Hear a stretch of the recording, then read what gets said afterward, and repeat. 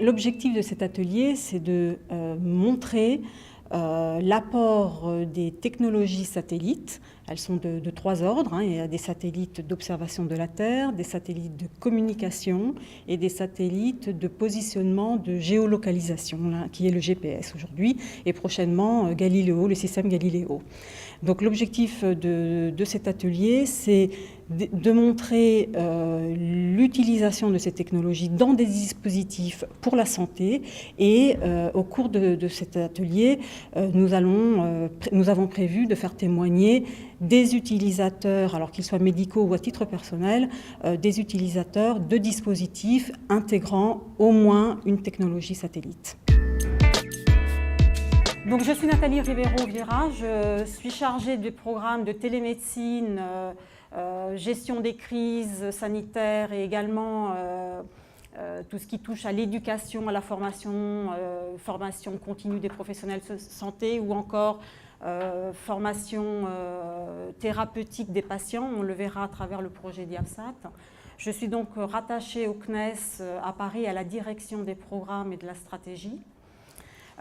Et donc, dans le cadre de mes activités, je coordonne un certain nombre de projets de télémédecine, dont en particulier des projets tels que la télémédecine en Guyane ou le satellite, quelle que soit la filière des satellites. Il y en a plusieurs, comme vous le savez. Il y a un panneau qui le décrit bien ici, des satellites d'observation de la Terre qui sont fort utiles pour la prédiction des maladies infectieuses. Il y a également les satellites de télécommunication par satellite et les satellites de géolocalisation qu'on va vous présenter aussi ici. Et derrière tout ça, il y a des applications et nous aurons ici des témoins d'utilisation de dispositifs, des personnes qui utilisent au quotidien à titre personnel ou professionnel des dispositifs qui utilisent le lien satellite. Donc avant de passer la parole à nos témoins, je vais passer la parole à Jacques Béas-Garcia qui va présenter les plateformes technologiques du CNES, ce qu'elles vous apportent, ce qu'on peut y faire, comment ça fonctionne. Et ensuite, on passera la parole à Valentin Kretschmann qui vous présentera justement les offres aujourd'hui des télécommunications par satellite, avant de passer au témoignage ensuite. Et je vous passerai la parole en fin de matinée, en fin d'atelier, juste après les témoignages et avant les démonstrations techniques qui vont avoir lieu ici dans cette salle. Jacques, je te passe la parole. Merci Nathalie. Donc je vais tout d'abord me présenter. Je suis donc Jacques Béas-Garcia du CNES à la direction de la stratégie et des programmes. Et je m'occupe de la politique industrielle pour le développement des services liés aux technologies spatiales.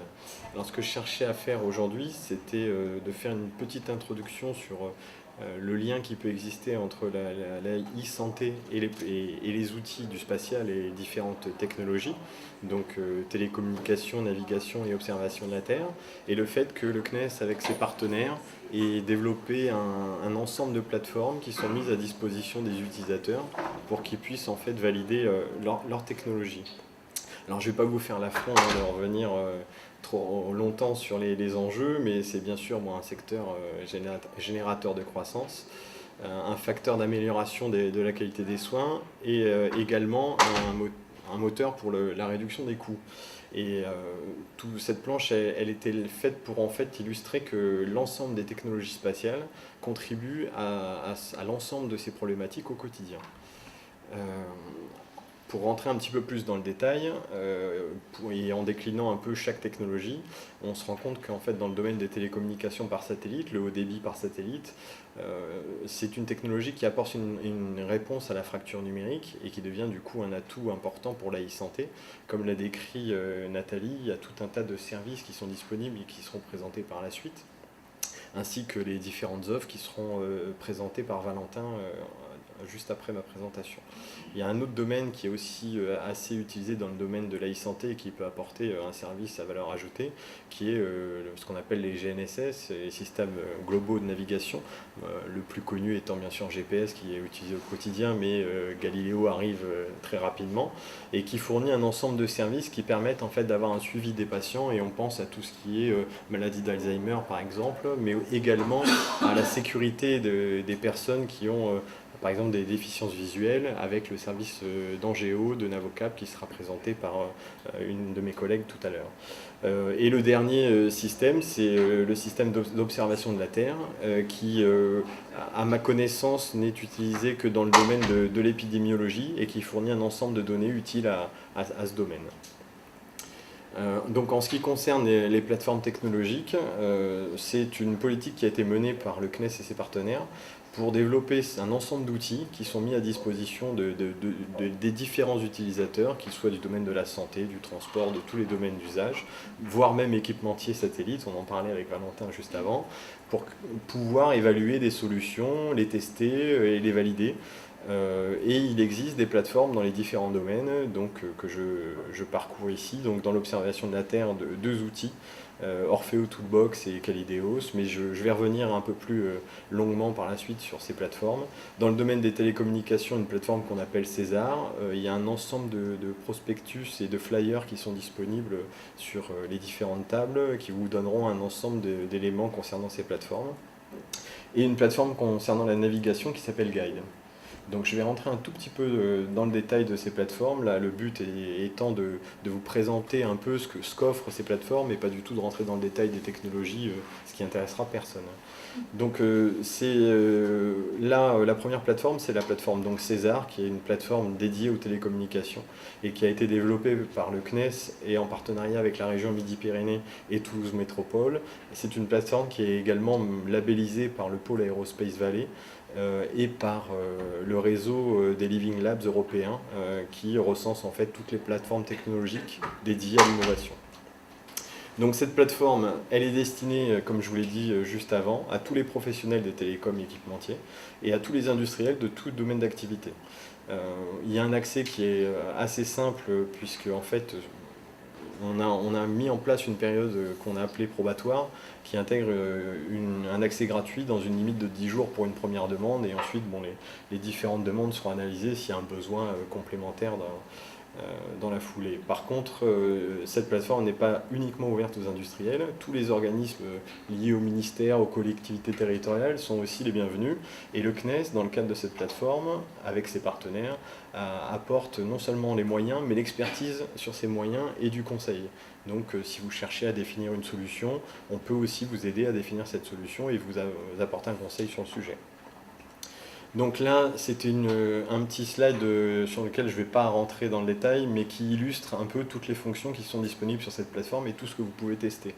Donc ça va des technologies de télévision à la téléphonie sur IP, à les technologies d'accès à l'Internet, au débit. Donc c'est vraiment l'ensemble de la palette des services qui sont disponibles sur cette plateforme que vous pouvez venir tester et valider. Et ici, bon, je vais passer rapidement, mais c'est les différents contacts et la majorité des personnes sont ici dans la salle. Donc si vous souhaitez des renseignements complémentaires, je vous invite à venir nous voir juste après. La deuxième plateforme, c'est la plateforme Guide, qui est elle plutôt liée au GNSS et qui par contre n'est pas portée par le CNES, mais portée par une association et qui regroupe tout un tas d'acteurs, notamment, comme on l'a évoqué tout à l'heure, les collectivités territoriales, mais des acteurs industriels assez importants. La mission de cette plateforme, c'était de créer, dans la même dynamique, un outil de développement économique qui permettait d'accompagner le développement des applications et de créer une vitrine technologique. Et le but étant bien sûr de pouvoir valider tous vos services. Donc je pense à ce qu'a développé Angéo, s'il y avait une volonté de tester des nouvelles fonctionnalités, de pouvoir venir se servir de tous les équipements et moyens qui sont mis à disposition et pouvoir venir tester des choses pour faire évoluer vos produits. Il y a tout un tas de services qui sont effectivement offerts sur cette plateforme également, de la formation et du conseil de la même façon. Sur cette plateforme, il y a quelque chose qui est assez original, c'est qu'elle a été elle se compose en fait de plusieurs zones d'utilisation, puisqu'on sait que dans le domaine des GNSS, il y a des cas qui sont assez différents dans l'utilisation. On connaît les cas assez classiques avec l'utilisation en zone dégagée, où là le GPS va fonctionner parfaitement bien. Mais il peut y avoir des cas où, par exemple, en zone urbaine ou avec d'autres technologies pour du positionnement précis, avec de la très haute précision, où là on pourra atteindre une précision de l'ordre du centimètre. Et l'ensemble de ces technologies est disponible sur cette plateforme pour que vous puissiez les tester. Donc là, rapidement, tous les acteurs qui sont impliqués dans cette plateforme, donc Thales, Astrium et d'autres, et le CNES bien sûr.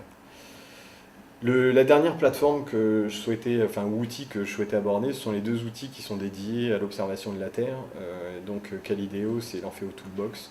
On repart un peu sur le même principe, hein, c'est la mise en commun d'un certain nombre d'outils, de logiciels, de moyens, d'accès à la donnée pour pouvoir développer des nouvelles applications et qui sont mises justement à disposition des utilisateurs. Donc via ces programmes, il vous sera facile de pouvoir accéder à des données d'observation de la Terre, par exemple des images fournies par le satellite Spot ou Pléiade, et de pouvoir y appliquer des algorithmes et voir si ce type de technologie peut vous apporter des éléments liés par exemple à l'épidémiologie.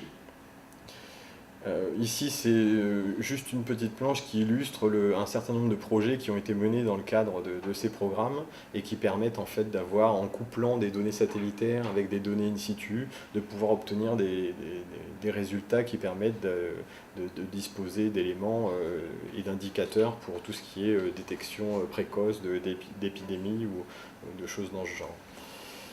Un dernier point que je souhaitais aborder, c'est justement un workshop qui aura lieu au mois d'avril en 2014, qui présentera l'ensemble des possibilités qui sont offertes par le satellite Pléiade, satellite qui a été lancé dernièrement, et qui sera ouvert à l'ensemble de la communauté, et pour lequel vous pourrez venir découvrir toutes les possibilités qui s'offrent à vous dans le domaine de l'observation de la Terre.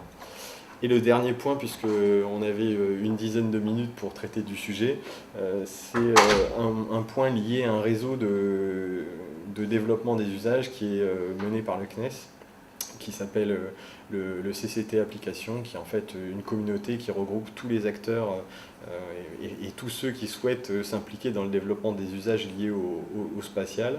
C'est un réseau qui regroupe environ 200 adhérents, des institutions, des PME, ETI, de l'industrie, et qui permet en fait qui est un lieu d'échange, un réseau, mais également un outil de clustering, puisqu'on essaie de porter des messages en commun dans les divers domaines d'usage, comme ici pour la santé, mais on va aussi dans les domaines liés à l'environnement, la pollution ou le transport. Donc vous avez ici un QR code qui vous permet en fait d'accéder au site, et le site et l'URL du site lui-même. Donc voilà, comme je disais, c'est un lieu de rencontre et d'échange qui permet de favoriser le développement. Je vous remercie beaucoup. Merci Jacques. À titre d'exemple, on peut dire... je ne sais pas si vous m'entendez, hein, de manière concrète. Dernièrement, sur César, ce qu'on a validé, c'est des plateformes telles que la télépsychiatrie, où il y a un concepteur qui est venu nous voir au CNES pour valider justement sa plateforme, pour voir comment elle fonctionnait par un lien satellite. Et donc, on lui a apporté notre expertise. Également, on a testé un outil, un dispositif qui va être présenté tout à l'heure, c'est le système ILIO, où le lien satellite également est bien accepté pour les fonctionnalités de la plateforme. Bonjour à tous, je m'appelle Valentin Kretschmar, je travaille pour Astrium Satellite, qui est le principal constructeur de satellites en Europe. La raison pour laquelle je suis ici aujourd'hui, c'est parce que Astrium fait partie du réseau thématique Saber, qui est un réseau européen qui regroupe plusieurs entreprises du secteur satellite, dont le but est un peu de promouvoir la solution Internet par satellite, puisqu'en général c'est une solution sur laquelle il y a pas mal de fausses idées ou qui est assez méconnue du public. Donc je vais passer les 10 prochaines minutes à vous présenter un peu ce que c'est que l'Internet par satellite, à quoi ça répond, quelles offres sont disponibles sur le marché et ce que ça peut apporter à la télémédecine, même si Jacques a déjà pas mal débroussaillé le sujet. Donc le constat, c'est que le haut débit, la connectivité, c'est un élément très important de l'accès de la population aux services, particulièrement en ce qui concerne la télémédecine. Le problème, alors l'Union européenne est assez consciente de ça, a sorti un agenda numérique dont l'objectif qui est plutôt très ambitieux est que l'intégralité des citoyens de l'Union européenne ait accès au débit fin 2013. Ça va être compliqué, puisqu'il y a à peu près 5 millions de personnes en Europe qui n'ont pas du tout accès au débit et qui sont situées dans des zones dites blanches, c'est-à-dire qui n'ont pas de solution terrestre type ADSL ou fibre. La raison principale pour ça, c'est que ce sont principalement des zones très peu densément peuplées. Il n'y a pas beaucoup de gens et du coup, les opérateurs terrestres sont assez peu enclins à déployer des infrastructures pour une densité de population qui leur offrira un retour sur investissement assez faible. Donc la situation dans ces zones est peu susceptible de s'améliorer. En parallèle de ça, on a une offre d'Internet par satellite qui est une solution relativement performante, dont les performances sont assez alignées avec ce qui se trouve au niveau terrestre, malheureusement qui est assez peu connu. Et c'est pour ça que le réseau thématique Saber a été mis en place. L'objectif de ce réseau, c'est d'identifier quels sont les problèmes liés à l'installation du satellite en Europe, de résoudre ce problème justement de connaissance du public et de communication, mais aussi d'autres problèmes de type logistique qui pourraient se poser, qui pourraient freiner et empêcher les habitants des zones blanches d'avoir accès à Internet par satellite.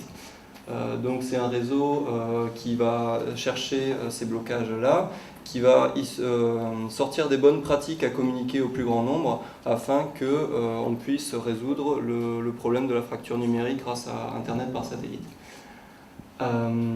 Donc l'Internet par satellite, le principe est assez simple, hein. Je vais parler un peu technique, mais globalement c'est constitué de 3 éléments. D'abord il y a le satellite lui-même qui est un outil spatial qui est en orbite géostationnaire au-dessus de la Terre. Je pense qu'il vaut mieux le considérer comme un tuyau par lequel passent des informations. L'un des côtés de ce tuyau est relié au réseau opérateur sur Terre qui va connecter ce côté du tuyau avec le reste de l'Internet. Et de l'autre côté de ce tuyau, on a l'équipement utilisateur qui est constitué d'une antenne de taille relativement réduite, c'est typiquement 75 cm en Europe, et d'un modem qui va permettre de transformer le signal reçu pour l'utilisateur. Donc je pense qu'il faut assimiler ça à une box ADSL typique. Au niveau des performances, on a aujourd'hui des offres qui sont de l'ordre de 20 mégabits par seconde en réception et 6 mégabits par seconde en émission. Ce qui est relativement similaire à ce qu'on trouve au niveau des offres terrestres, pour la DSL par exemple. On a des volumes d'émissions qui sont de 10 gigabits qui suffisent amplement pour la plupart des applications, et on a également des offres triple play, donc Internet plus TV plus téléphone, qui sont encore une fois similaires à ce qu'on trouve au niveau terrestre. Donc la question c'est si c'est aussi pareil aussi similaire au terrestre, pourquoi est-ce que c'est pas plus répandu, pourquoi c'est pas aussi peu connu? C'est que en fait ça n'a pas toujours été le cas. Il y a quelques années les solutions satellites étaient quand même beaucoup moins performantes en termes de débit par exemple, en termes de latence. Et c'est une idée qui a tendance à rester, et les gens qui connaissent le satellite ont en général une mauvaise expérience avec. Dernièrement, les technos ont pas mal évolué, principalement avec l'envoi d'un satellite en 2011 qui a fourni un gros bond technologique, on va dire, et qui permet donc d'offrir les performances dont je vous ai parlé aujourd'hui. Donc en Europe, maintenant, il y a beaucoup d'abonnements qui commencent aux alentours de forfait. Pour 18 € par mois, on a accès à peu près à 2 mégabits en réception, avec 2 gigabits de volume mensuel. C'est assez faible. C'est assez faible comme prix pour des performances assez honorables. Au niveau des prix, c'est assez variable quand même, parce qu'il n'y a pas une uniformité des revendeurs, des fournisseurs d'accès. On trouve quand même des très bons tarifs, principalement en Allemagne, en France et au Royaume-Uni, dû au fait que ces gouvernements ont mis en place des méthodes pour subventionner en fait le déploiement de Internet partout dans leur pays, et donc en incluant le satellite dans les zones blanches, puisque dans certains cas c'est la seule solution disponible. Donc au niveau du prix récurrent, c'est assez faible. Potentiellement il y a des coûts assez importants au niveau des coûts fixes. Donc au niveau installation, il faut payer une antenne et il faut payer son installation. Pour vous donner un ordre d'idée, le prix de l'antenne c'est aux alentours de 350 €, et il faut une installation qui peut se faire soi-même, qui peut être fait par l'utilisateur, mais qui peut être également fait par un professionnel pour environ 150-200 €. Il faut savoir que dans la plupart des pays, et dû au fait que l'Union européenne pousse pour ce genre de solution, il y a des subventions qui sont disponibles dans les régions dans lesquelles les zones blanches sont assez nombreuses. Donc il est tout à fait possible que les utilisateurs puissent aller voir le conseil régional ou le conseil départemental, général, pour avoir accès à une subvention qui prendra en charge l'installation et le coût de l'antenne. Au niveau des fournisseurs d'accès disponibles, il y en a beaucoup en France. Il y a Alsatis, il y a OVA, il y a Connexion Verte, il y a Nordnet, qui sont tous des revendeurs type opérateurs terrestres comme SFR, comme Free, comme Orange, qui vont vous fournir l'accès à Internet et l'antenne et les autres équipements utilisateurs. Voici deux exemples d'abonnement Internet en France. Donc la solution Nordnet de l'opérateur SES, on a une solution à 29,90 comme pour un forfait ADSL, avec 20 mégabits en réception, 2 mégabits en émission et 10 gigabits de trafic mensuel. Donc comme on l'a dit, c'est du domaine terrestre. Donc en conclusion, je dirais que globalement le satellite c'est une solution très intéressante pour l'accès des populations aux services, principalement en zones blanches ou dans des zones dans lesquelles les infrastructures terrestres sont peu ou pas développées, dans deux cadres différents. Le premier c'est pour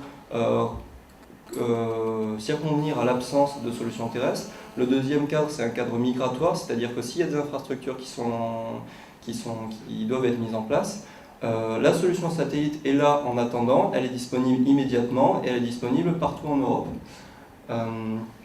Pour la télémédecine, c'est un outil très intéressant puisqu'en général la télémédecine vise des zones qui sont peu desservies médicalement et en général ça correspond aussi à des zones dans lesquelles les accès au haut débit sont assez limités. Il y a eu beaucoup, comme Jacques l'a dit, de tests, de pilotes d'applications télémédecine par satellite. C'est quelque chose qui marche, c'est quelque chose pour lequel il y a des outils de validation comme César pour les mettre en place. Donc je pense que c'est une solution complémentaire d'avenir. Merci beaucoup.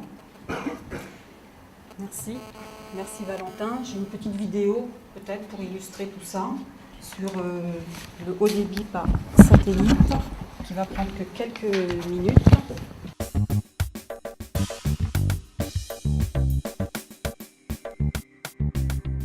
Cette antenne me sert à avoir Internet par satellite et surtout pour avoir le haut débit. Alain Fayos habite une petite ville située à une quinzaine de kilomètres de Toulouse. Et comme de nombreux Français, son débit Internet n'était pas au rendez-vous. Il a donc décidé de s'équiper d'une antenne satellite et d'un modem pour améliorer sa connexion Internet. Je tournais à 52K, j'avais largement le temps de me préparer un café le temps que les images apparaissent. C'était pas possible, une période de temps énorme.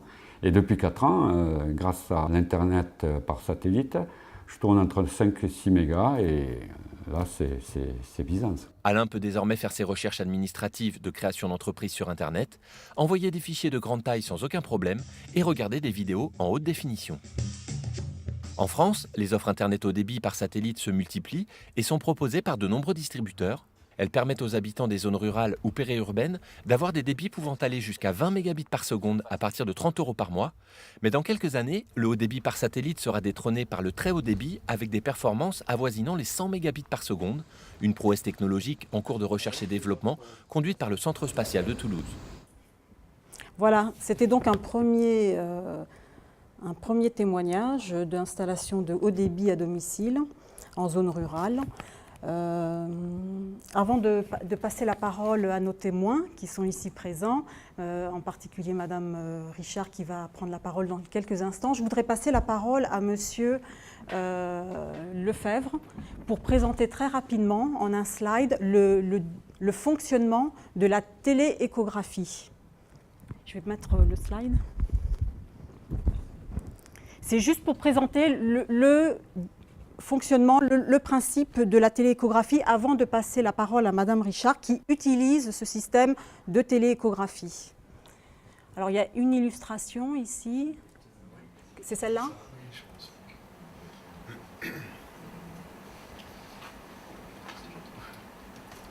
Voilà le grand principe. Merci.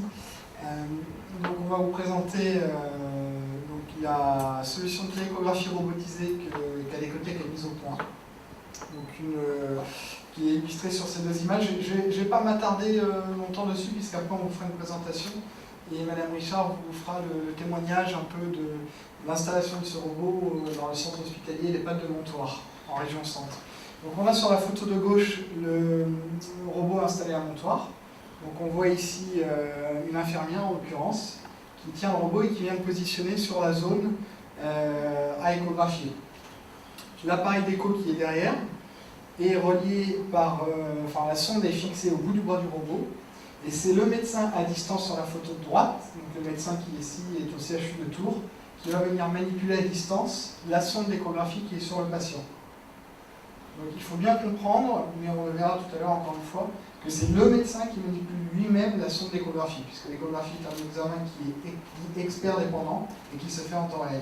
C'est la difficulté de cet examen d'imagerie médicale. Voilà, et ce qu'on peut dire, c'est que ce système est installé aujourd'hui en Guyane également et qui fonctionne par satellite, par une liaison satellite entre le centre médical de Maripasoula, qui est isolé en forêt amazonienne, et les clichés sont donc envoyés de manière directe avec l'hôpital à Cayenne. Donc voilà, c'est un dispositif qui fonctionne aussi bien par satellite que par la fibre terrestre, puisque à Montoire, c'est évidemment le terrestre qui est utilisé, puisque vous avez la DSL de qualité. Je vous passe la parole, Madame Richard, pour que vous nous fassiez part de pourquoi vous avez installé ce dispositif à Montoire, qu'est-ce que ça a changé pour votre établissement et vos résidents, et comment vous avez vécu l'utilisation de cette technologie. Il s'agit donc d'une expérimentation en milieu rural. Donc je suis Clémence Hélène Richard et je dirige cet établissement qui est un hôpital de proximité, un hôpital où il y a 158 résidents en EHPAD et 15 personnes en soins de suite, en SSR. C'est le terme qui est employé dans le milieu hospitalier. Donc la téléexpertise, pourquoi? Il s'agissait donc pour le centre hospitalier que vous voyez là, qui est en fait en rénovation, hôpital de proximité, implanté donc dans un canton d'à peu près 10 000 habitants. Les patients sont majoritairement âgés et nous disposons de 8 médecins généralistes qui interviennent dans cet hôpital, parce que c'est comme ça que ça se configure dans les hôpitaux de proximité. Et de ces 8 médecins, nous avons quand même 3 qui ont moins de 60 ans. Ce qui signifie que les médecins eux-mêmes se sont interrogés sur le devenir des soins dans un milieu rural. Et en fait, ce projet-là a été un projet d'établissement, d'abord, soutenu donc, par les médecins, et donc depuis 2010. Et c'est grâce à cette nouvelle technologie développée par Alecotech que nous avons pu, en fait, mettre en place cette expérimentation. Alors, on se rend compte aujourd'hui, suite au pacte de santé de la ministre de la Santé, Marisol Touraine, on se rend compte que notre expérimentation est intégrée dans ce pacte de santé, puisque cette expérimentation s'appuie sur un des objectifs et 2 engagements de ce pacte de santé. Alors, l'objectif 2 du pacte, et cet objectif-là, c'est transformer les conditions d'exercice des professionnels de santé, ce qui est tout à fait le cas puisque nous avons donc des médecins en milieu rural et aussi les professionnels utilisateurs qui sont donc des infirmières. Et les 2 engagements du pacte qui collent aussi à notre expérimentation, développer le travail en équipe, c'est tout à fait le cas puisque vous avez une équipe à Montoire et une équipe au CHU de Tours qui travaillent ensemble, et puis développer la télémédecine. Alors pour nous, quel apport pour le patient? Je vais tout de suite parler pratique. Pour le patient, eh bien, il s'agissait de bénéficier d'un examen d'imagerie sur leur lieu de vie. et ce qui évite ce qu'on appelle des désagréments et des complications qui sont liées au transport et aux attentes en urgence. Et puis, la réactivité de l'examen, puisque l'examen est demandé. Et nous, dans la pratique, eh bien, cet examen se fait avec un résultat quasi instantané. On a l'accès à un expert, ce qui permet de garantir une prise en charge adaptée à la personne âgée. Et puis, chose importante, nous sommes en train d'améliorer le parcours de soins du patient. Alors, c'est une réponse à nos contraintes locales, c'est la pénurie de spécialistes dans le domaine de l'imagerie, puisque nous sommes en bout de chaîne et effectivement, si nos généralistes sont en train pratiquement de disparaître du fait de la ruralité du canton, eh bien, allez voir les spécialistes. Alors, pour les médecins, quel apport pour les médecins généralistes de ce canton? Eh bien, on a vu que ça facilitait la décision et que ça modifiait aussi la stratégie dans les demandes d'examen. Ça améliore bien entendu la coopération à distance, ça modifie pour eux la balance inconfort et risque par rapport aux bénéfices, et que ça permet aussi aux médecins d'assister à l'examen, de dialoguer avec l'expert. Alors, le médecin n'est pas toujours là, puisqu'il s'agit bien d'un généraliste installé et en cabinet. Et puis, pour les infirmières, alors nous sommes un établissement, nous avons 17 postes d'infirmières. Sur ces 17 postes, nous avons formé 7 IDE. Pour eux, c'est une formation adaptée et valorisante. Et puis, pour elles, il y a une amélioration nette des compétences par le dialogue avec l'expert. Et puis, quel résultat? Alors, le résultat, eh bien, comme je viens de vous le dire, nous avons eu 7 infirmières qui ont été formées en demi-journée. La formation n'est pas très longue, puisqu'il ne faut quand même pas oublier que la manipulation du robot peut être accessible même à un non-soignant. Mais là, dans le cadre de notre convention avec le CHU de Tours, nous avons choisi de former des infirmières pour des raisons tout simplement techniques et de manipulation. N'oublions pas que la population cible reste un EHPAD de 158 places, donc ce qui signifie que ce ne sont pas des examens que l'on provoque pour les provoquer, seulement pour l'instant, l'expérimentation n'est pas sur la population du canton, ce que souhaitent les médecins généralistes. Mais ce n'est pas le cas puisque cette décision ne vient pas de nous. Nous appliquons tout simplement une politique régionale et définie aussi au niveau national. Mais il faut savoir que les médecins généralistes aimeraient bien que cette expérience s'ouvre à l'ensemble de leurs patients. Donc pour nous, depuis le début, donc le 15 janvier jusqu'à fin avril, nous avons eu 13 patients qui ont bénéficié des examens. Voilà.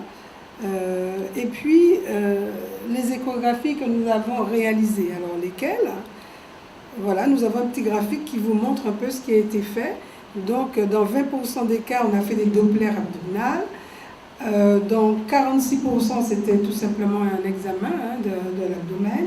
Après, donc, dans le détail, il y a aussi la plèvre, la partie pelvienne, l'appareil urinaire. Donc ça, ce sont les examens qui ont été réalisés sur les patients âgés du centre hospitalier et ça concerne bien la population des personnes en EHPAD. Voilà.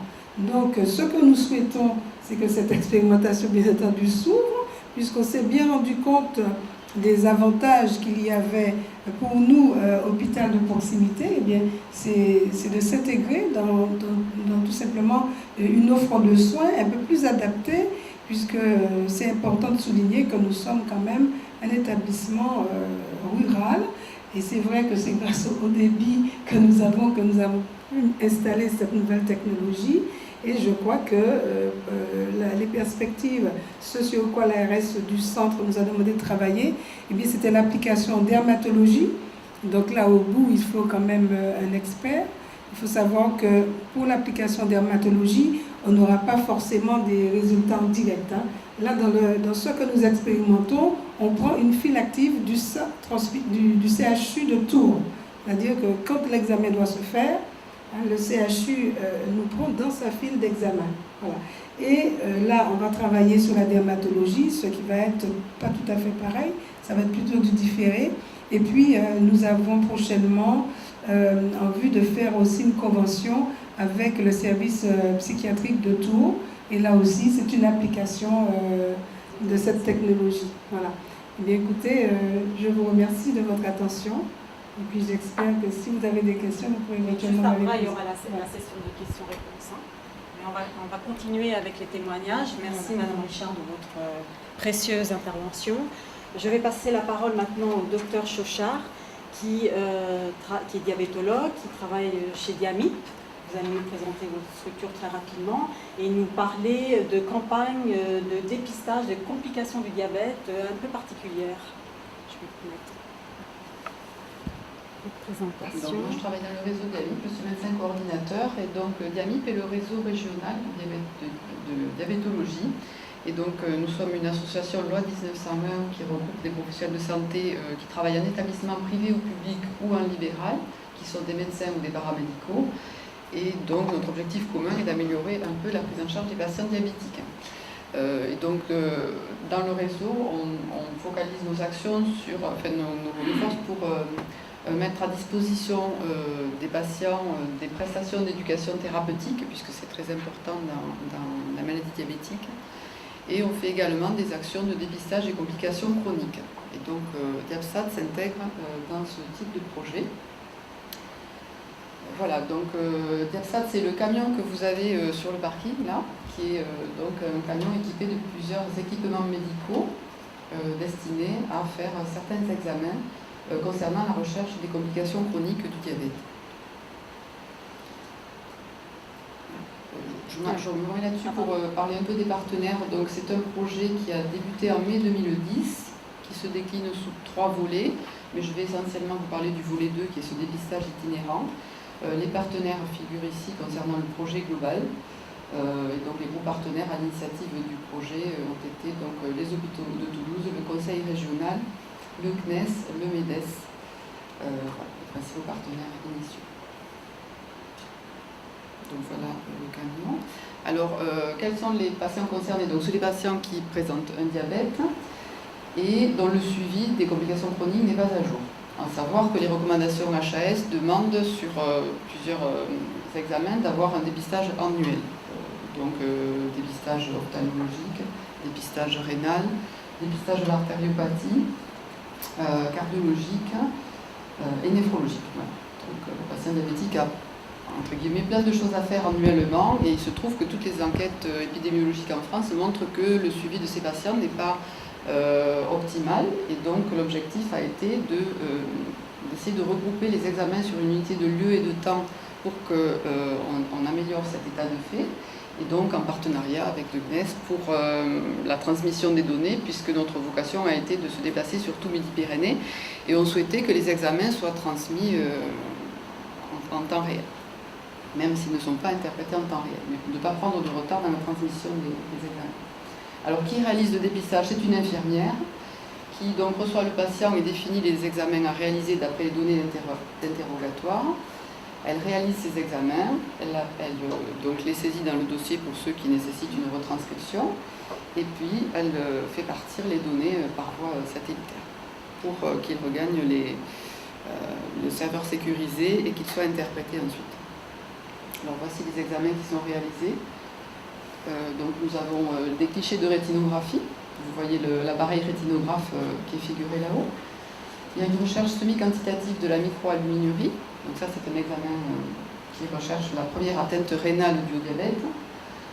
On mesure les index de pression systolique en prenant la tension artérielle au niveau de la cheville et au niveau du bras, et selon le chiffre qui est donné sur une inférieure à 1, on aura besoin de préconiser un Doppler artériel chez ces patients, puisque c'est un signe indirect d'artériopathie. On va faire la gradation podologique, et ce point est très important parce que chez les patients diabétiques, une grosse partie de leur pronostic de santé, c'est d'éviter la survenue de troubles trophiques du pied, qui sont des pathologies très importantes en termes de coût humain pour le patient et puis en coût pour la société, puisque ça génère des hospitalisations et des chirurgies. Et donc, le camion et l'infirmière pratiquent la gradation podologique qui permet, dans le courrier qu'on adressera au médecin généraliste, outre les résultats sur les autres examens, de définir le risque que le patient a de développer des plaies et de mettre en place une prévention podologique si celle-ci s'impose. Donc la gradation podologique se fait notamment à l'aide de ce monofilament, c'est le petit filament de nylon qu'on applique sous le pied, qui teste la sensibilité. Et pour les patients à haut risque, on prend des mesures de pression plantaire. Et donc là, vous voyez les empreintes qui sont transmises au podologue interprétateur. Les zones rouges étant les zones d'hyperpression et les zones à risque de développer des troubles trophiques, si on ne met pas en place l'appareillage qui s'impose. Alors, où sont interprétés les résultats? Donc, ils sont interprétés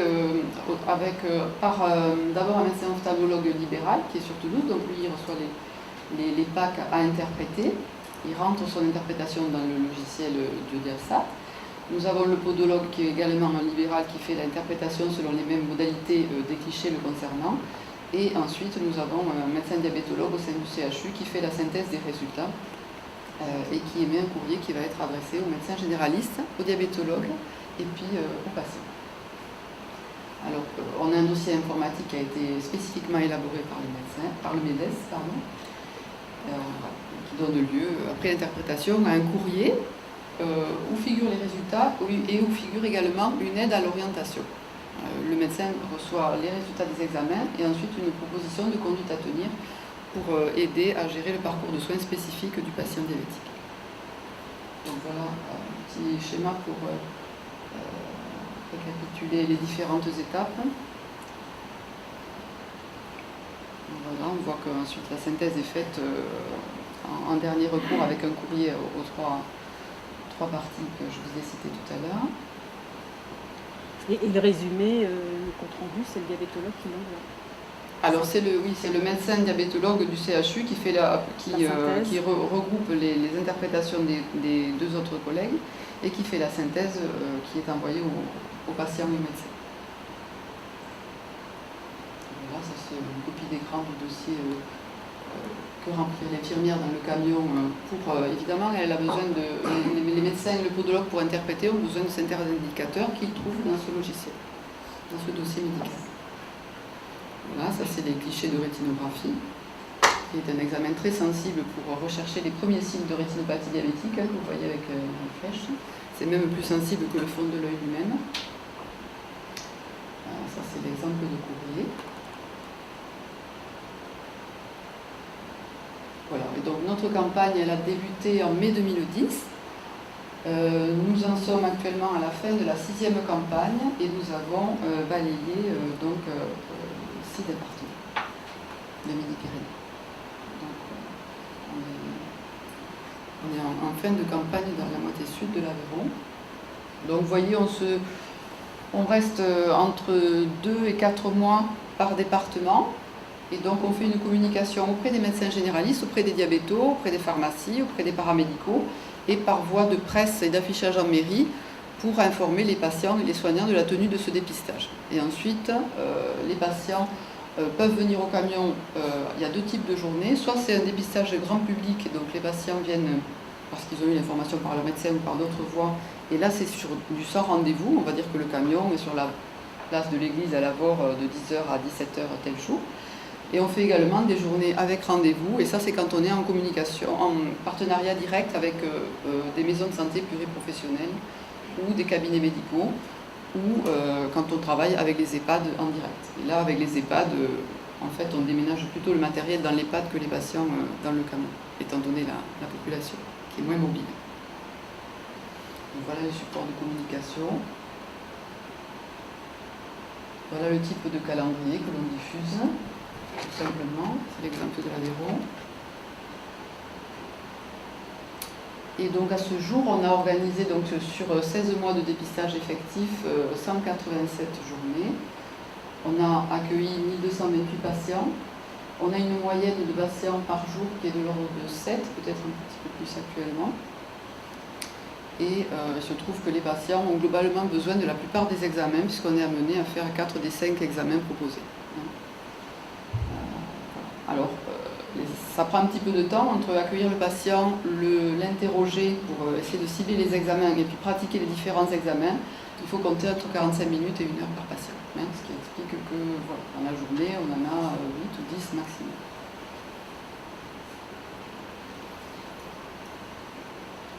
Il reste encore un peu de temps, 2 minutes. Oui. Donc la moyenne d'âge est quand même assez haute, hein, 71 ans. C'est un peu plus d'hommes que de femmes. C'est des gens en surpoids, bon, la plupart des patients sont des diabétiques de type 2. Ils ont 11 ans en moyenne de diabète, donc selon l'interrogatoire. Et voilà, la plupart sont traités par antidiabétiques oraux. Et donc, à peu près 1/4 d'entre eux sont suivis par un diabétologue. Ce qui est habituel hein, comme chiffre. Voilà l'origine du recrutement de nos patients. Donc on a le médecin traitant qui est le premier adresseur. Je ne sais pas si vous voyez bien, la presse c'est 23%. Là, je ne vais pas rentrer dans le détail, je vais juste finir voilà, par la diapo de conclusion. Donc, c'est vraiment une expérience qui, de notre point de vue, aide au désenclavement sanitaire, puisqu'on va dans tous les départements, y compris dans des zones très rurales et sur des toutes petites communes, avec des situations géographiques éloignées des médecins spécialistes, notamment ophtalmologues, ou avec des ophtalmologues extrêmement surchargés, avec des délais de rendez-vous un peu prohibitifs. Donc on essaye de faire que les patients soient plus en phase avec les recommandations de la Haute Autorité de Santé concernant le dépistage des complications chroniques. Et on pense que notre outil est un outil de formation et de sensibilisation autant des patients que des médecins généralistes, à certains égards. Et bon, c'est un dépistage rentable puisqu'on a un haut taux de positivité des examens, hein, ce qui est la définition d'un dépistage rentable, entre guillemets, sur le plan médical. Voilà, donc notre objectif c'est d'intégrer l'outil au système de soins en posant ce dépistage comme un outil à disposition des bassins de santé, des maisons de santé, c'est-à-dire des nouveaux modes d'exercice qui se développent dans les territoires et qui pourraient avoir besoin de ce type de prestations ponctuellement dans leurs exercices et selon leur activité personnelle. Voilà. Bien, merci Dr Chauchard. Et évidemment, vous avez la possibilité de visiter le camion qui se trouve sur le parking à l'entrée de l'université, du campus. Et Madame Chauchard sera à bord du camion pour vous donner toutes les explications de l'itinéraire des examens effectués à bord de ce camion. Voilà, maintenant je vais passer la parole à Madame Isabelle Léon qui va nous présenter très rapidement le dispositif Angéo avant de passer la parole à Monsieur Pujol qui utilise ce dispositif depuis un certain temps à titre personnel. Angéo est un GPS piéton spécialement conçu pour les déplacements en ville des personnes aveugles et malvoyantes. Comme je n'ai pas le temps de vous faire toute la liste des caractéristiques que ça a, je voudrais juste insister sur un point qui est notre point fort et notre point de différenciation. C'est que quand on se déplace en ville et qu'on utilise le satellite pour être guidé, on a souvent un problème, c'est que très souvent en ville, le signal satellite il est brouillé et on est très souvent coupé du signal. Pour donner une image simple mais qui est très parlante, c'est un peu comme la lumière du soleil. Quand on est dans des grandes avenues ou dans des rues qui sont suffisamment larges, où le soleil filtre son problème, le signal satellite c'est à peu près la même chose. Par contre, dès qu'on rentre dans des ruelles qui sont un peu étroites ou qui sont bordées d'immeubles qui sont hauts, des endroits où justement le soleil a du mal à filtrer, qui sont souvent à l'ombre, eh bien le signal satellite fonctionne un peu de la même manière. Et très souvent, les utilisateurs de GPS piétons se retrouvent coupés en fait, son signal et sans savoir quoi faire. Donc nous, chez Angéo, pour pallier à cela, ce qu'on a fait, c'est qu'on a hybridé la technologie GPS avec ce qu'on appelle des capteurs inertiels. Ce sont des capteurs qui sont situés au niveau de ce boîtier, Ce boîtier, il est clipsé au niveau de la hanche et ils ont la particularité de, quand il y a du signal GPS, c'est le GPS qui guide. Par contre, dès qu'on rentre dans un endroit où il n'y a pas de signal, ce sont les capteurs inertiels qui vont prendre la relève. Ce sont des capteurs en fait qui peuvent interpréter le mouvement de votre hanche et calculer combien vous avez marché, si vous avez fait une rotation vers la droite ou vers la gauche, si vous avez accéléré, décéléré. Et en fait, pendant un certain temps, ils vont assurer une continuité en fait, dans la transmission du positionnement et ça va pouvoir continuer à vous donner des instructions. Et voilà, et en fait, c'est notre manière de faire en sorte que l'utilisateur ne se retrouve pas coupé, qu'il puisse être pris en charge par une autre technologie en attendant d'arriver à un endroit où à nouveau le signal satellite soit disponible et puisse guider. Donc, il faut savoir que ces petits capteurs ont été le fruit de 6 années de recherche et développement, menées avec de nombreux partenaires, dont le CNES. Donc, merci beaucoup. Et voilà, je ne vais pas rentrer plus dans le détail. Si vous avez des questions, vous pouvez évidemment venir nous les poser. Je vais surtout passer la parole à M. Pujol, qui lui est un utilisateur depuis un certain nombre d'années, qui s'en sert au quotidien, et je pense que c'est encore son témoignage qui sera le plus parlant et le plus efficace. Voilà, merci beaucoup.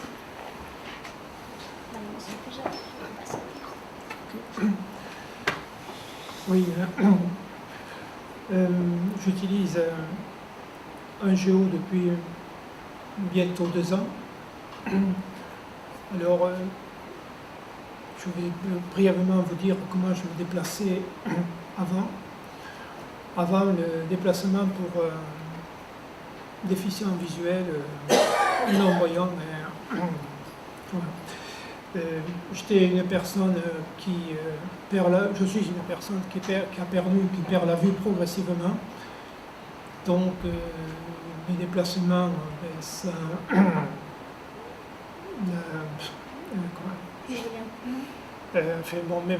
ma façon de me déplacer a été impactée et j'en étais là il y a 2 ans à un moment où les déplacements étaient assez difficiles pour me repérer surtout, savoir où j'étais.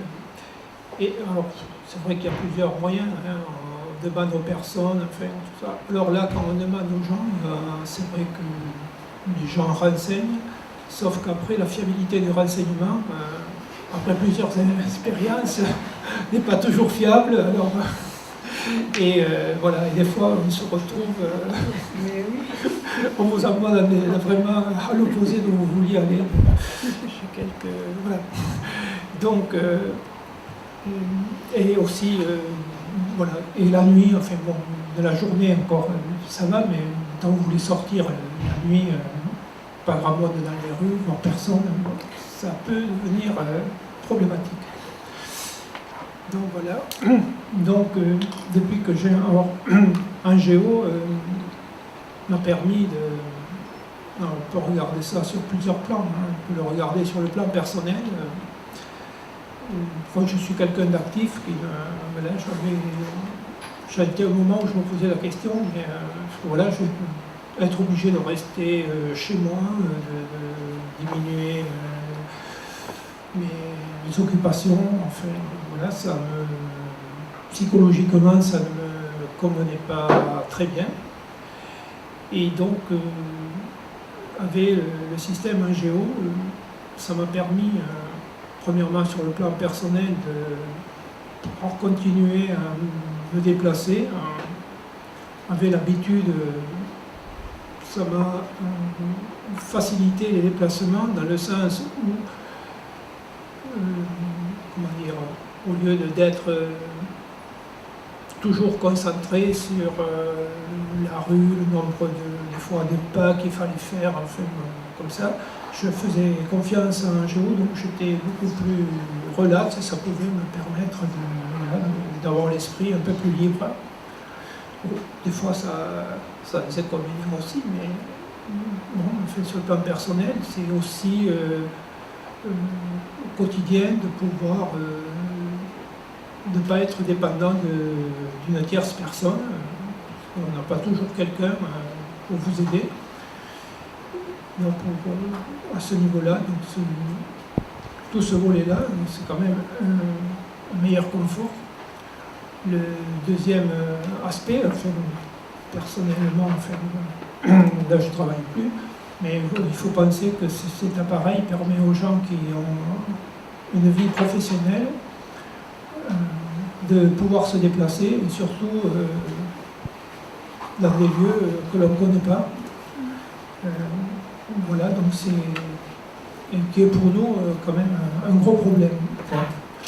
Ça, voilà cet aspect-là. Et après, il y a le troisième volet, je veux dire, c'est le côté loisir, qui permet, donc, comme j'évoquais tout à l'heure, de pouvoir sortir plus sereinement le soir pour aller au spectacle, enfin, pouvoir sortir. Et surtout aussi de pouvoir continuer à avoir moi j'aimais beaucoup marcher, pouvoir continuer à marcher, se promener, avoir une activité physique. Et après aussi, personnellement, ça a quelque chose, une fonction, ça m'a permis de redécouvrir un peu mon environnement. On a fait la géographie de l'environnement, je ne sais pas si le mot géographie est vraiment adapté, mais enfin la topographie de la ville. C'est vrai que le lieu où on habite, on connaît, on a connu dans les rues, mais on les a oubliés aussi. Mais quand on est dans une ville qu'on ne connaît pas, même avec quelqu'un, c'est toujours un peu agaçant de demander sans arrêt où on est, tandis que là, on peut, dans un mode de navigation libre, on sait exactement où on est, on dit le nom de la rue, ce qui est quand même appréciable. Enfin, pour moi, cette formule me permet de redécouvrir ou de découvrir la ville. Donc ça me donne beaucoup d'autonomie. Premièrement, c'est de retrouver, en fait, de garder, de maintenir mon autonomie. Ça me permet, après, un niveau plus personnel, enfin, disons, d'avoir de nouveau, vu qu'à un moment donné, j'étais quand même un peu, pas déprimé, mais un peu par rapport à mon l'estime de soi, de pouvoir continuer à avoir diverses activités. Et ça permet, voilà, une revalorisation presque, enfin, le mot est un peu fort, et surtout moins de stress aussi. Donc voilà, de sortir, d'aller dans des endroits que l'on ne connaît pas. Je suis quelqu'un qui me déplace quand même pas mal, un peu partout. Et c'est pouvoir faire ces déplacements, aller dans des lieux inconnus sans stress et en sachant, tout ça c'est bien joli, mais on sait qu'avec ce système-là, on n'est jamais perdu. Et si à un moment donné, il peut arriver que le signal ne passe plus, ou qu'il peut y avoir quelques soucis dans les canyons urbains, tout ça, on sait pourquoi, l'appareil dit pourquoi on n'a pas la consigne voulue. On sait que c'est la perte du signal satellite, enfin diverses consignes. Il y a un service qui vous permet on va le voir sur la vidéo, M. Pujol. Oui. Si vous voulez bien, on va passer la vidéo pour bien illustrer justement l'usage de l'Angéo et les différentes prestations.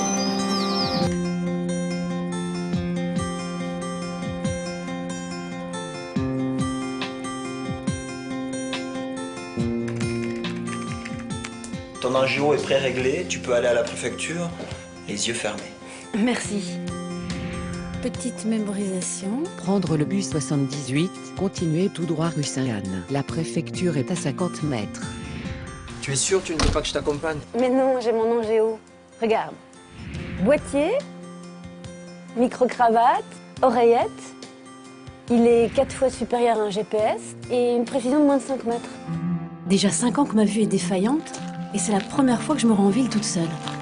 Allez, direction la préfecture. Mais pour m'y rendre, je vais prendre le bus. Prendre le bus numéro 78, direction Toulouse. Je suis arrivée à l'arrêt de bus. Ah, je l'entends qui arrive. Allez, c'est parti. C'est quand même très agréable de voyager seule. J'aurais tort de m'en priver. Avec mon angéo, je peux me balader sans crainte. Si j'ai le moindre problème, je peux contacter mon ange gardien qui est à ma disposition au centre d'appel.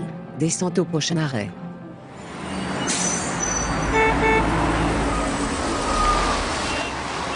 Dirigez-vous tout droit. Traversez la rue. Continuez tout droit rue Sainte-Anne. Vous êtes à 600 mètres de votre destination. Mais c'est quoi qui sent comme ça? Une odeur comme celle-là, c'est un excellent point de repère. Je l'enregistre tout de suite dans mon angéo. Point de repère enregistré. La préfecture est à 50 mètres. Vous êtes arrivé à destination. La préfecture, c'est fait. Mais il me manque des papiers, donc direction la caisse d'allocation familiale.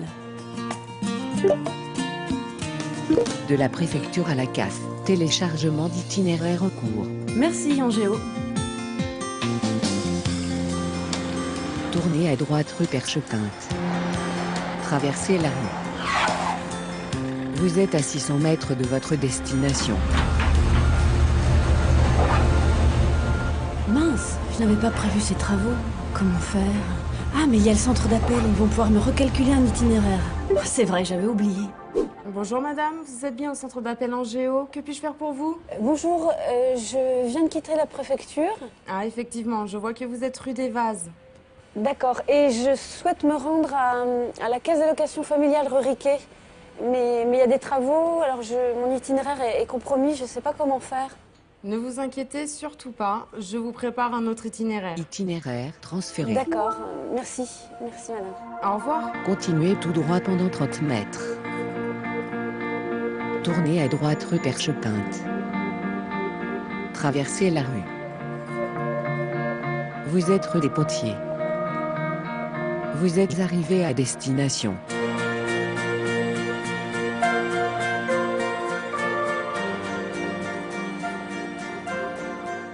Bon, c'était pas si compliqué. Mon appareil Angéo m'a permis de me déplacer en toute sérénité. Je suis maintenant rassurée. Demain, je rejoindrai mes amis au restaurant.